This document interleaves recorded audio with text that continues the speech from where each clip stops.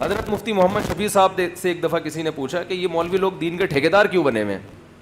وہ دائرہ اسلام میں باہر ہے, وہ دائرہ اسلام کے اندر داخل ہے, وہ خارج ہے, یہ ٹھیکیدار کیوں بنے ہوئے ہیں؟ انہوں نے فرمایا ہم ٹھیکیدار نہیں, چوکیدار بہرحال ہیں, ڈنڈا لے کے بیٹھے ہوئے ہیں, غلط چیز کو اندر آنے نہیں دیں گے. ہم ٹھیکیدار نہیں ہیں, ہم کیا ہیں؟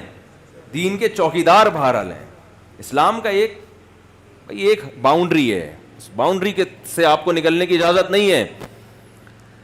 تو بیسک عقیدے, عقیدہ توحید ہے, عقیدہ رسالت ہے, عقیدہ تقدیر ہے.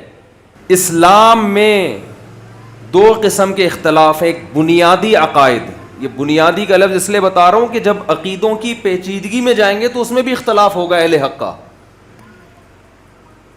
عقیدہ ہمیشہ اصولی نہیں ہوتا, عقیدوں کی بھی جب گہرائی میں جائیں گے نا پھر 10 فرقے بنیں گے.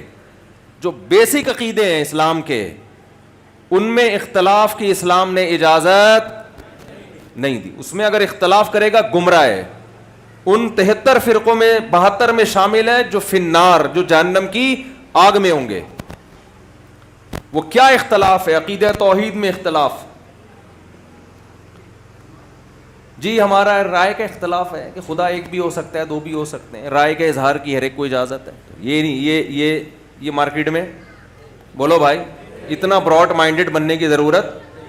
ایک صاحب نے مجھ سے پوچھا, آپ مفتی صاحب بڑے براڈ مائنڈڈ قسم کے ہیں, اگر کوئی یہ کہتا ہے نبی صلی اللہ علیہ وسلم ہر جگہ حاضر ناظر, مشکل کشا, حاجت روا سب چیزیں ہیں, تو اس کے پیچھے نماز جائز ہے؟ میں نے کہا نہیں جائز نہیں. اتنا جو ہے نا, اتنے ہم اکثر ایک نعرہ لگایا جاتا ہے نا کہ یہ مولوی لوگ جو ہے لوگوں کو دائرہ اسلام سے نکالتے ہی رہتے ہیں.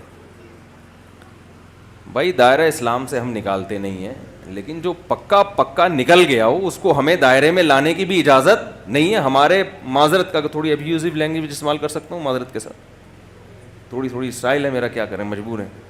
یہ ہمارے باپ کا دین نہیں ہے, اتنا اس سے زیادہ نہیں ہے انشاءاللہ. یہ ہمارے باپ کا دین نہیں ہے. یہ دائرہ ہمارے باپ کا بنایا ہوا تھوڑی, یہ تو اللہ کا بنایا ہوا دائرہ ہے. ہم کوشش تو یہی کرتے ہیں بھائی, کفر کا فتویٰ حتی الامکان جب تک کوئی صحیح تعویل ہو سکتی ہے کسی پہ کفر کا فتویٰ نہ لگایا جائے, لیکن اس کی بھی ایک حد ہوتی ہے. ایک آدمی اپنی بات کی خود تعویل کے لیے تیار نہیں ہے. وہ کہہ رہا ہے بھائی میں نبی کو مشکل کشا سمجھتا ہوں, حاجت روا سمجھ, بھائی اس کا مطلب بتا دے. حاجت روا کا شاید مطلب یہ ہو کہ کچھ کھینچتان کے نکال لو. وہ کہہ رہے ہیں نہیں, اللہ نے اپنے نبی کو اختیارات دے دیے ہیں کہ وہ جب چاہیں جس کی چاہیں مدد کر سکتے ہیں.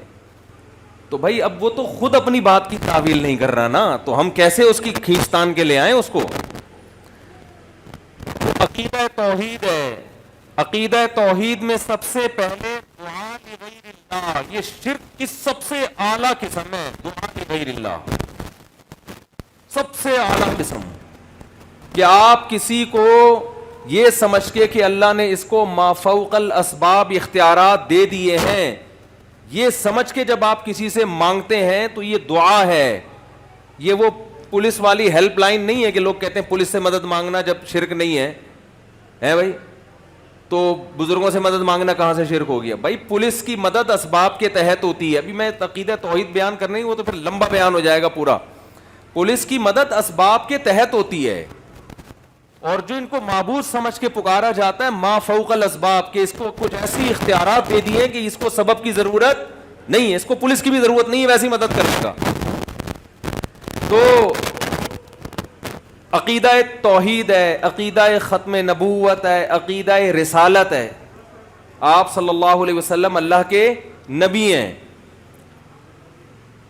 جنت, جہنم, آخرت, ان چیزوں میں اختلاف رائے کی اجازت نہیں ہے. کوئی اختلاف رائے کرے گا تو ہم ماریں کوٹیں گے نہیں, دائرہ اسلام سے اس کو بہرحال کیا کریں گے, ہم نہیں باہر کریں گے. باہر وہ ہو چکا ہے, ہم بتائیں گے کہ ہو گیا یہ.